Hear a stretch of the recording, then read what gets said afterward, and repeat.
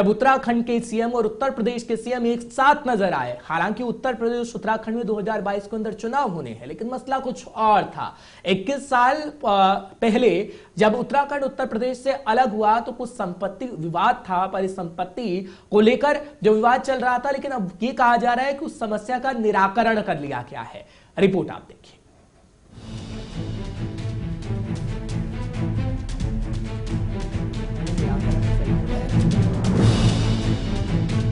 उत्तर प्रदेश और उत्तराखंड के बीच 20,000 करोड़ की परिसंपत्ति का विवाद सुलझा लिया गया। उत्तराखंड के मुख्यमंत्री पुष्कर सिंह धामी और उत्तर प्रदेश के मुख्यमंत्री योगी आदित्यनाथ ने बैठक कर 21 साल के इस मसले को सुलझा लिया। वे बैठक के बाद सीएम धामी ने कहा कि मुख्यमंत्री योगी ने बड़ा दिल दिखाते हुए विवादों के निपटारे पर अपनी सहमति दी। इस फैसले से दोनों ही राज्यों के लोगों को उनका हक मिलेगा। 21 सालों से जो मामले लंबित पड़े हुए थे, उन सभी मामलों पर आज सहमति बन गई है। सारे मामले निस्तारण हो गए हैं। सिंचाई विभाग के मामलों पर सहमति बनी है। जो सिंचाई विभाग की 5700 हेक्टेयर जमीन है, वो जमीन और 1700 मकान है। उन 1700 मकानों और 5700 हेक्टेयर भूमि में से ज्वाइंट सर्वे होगा दोनों राज्यों का 15 दिन के अंदर, और जो उत्तर प्रदेश को आवश्यकता होगी उत्तर प्रदेश ले लेगा, बाकी सब उत्तराखंड का हो जाएगा। इसी प्रकार से परिवहन निगम की 205 करोड़ रुपए की जो उत्तराखंड की देनदारी है वो उत्तर प्रदेश उनको दे देगा। इसी प्रकार आवास विकास की जो संपत्तियां हैं, 50% देनदारी और देय दोनों के साथ जो है उस पर भी निस्तारण हो गया है। और जो बैराज हमारे पुराने हो गए थे उनको पुनर्निर्माण उत्तर प्रदेश की सरकार के द्वारा किया जाएगा। वन विभाग के उस पर भी सहमति बन गई है। दोनों प्रदेशों के बीच परिसंपत्ति का विवाद 21 सालों से लंबित था। वे दोनों ही प्रदेशों के सीएम ने सिर्फ 30 मिनट की बैठक के बाद इस विवाद को सुलझा लिया। अफसरों के दिए फार्मूले पर दोनों में बात हुई और फिर 50-50 फार्मूले पर सहमति बनी।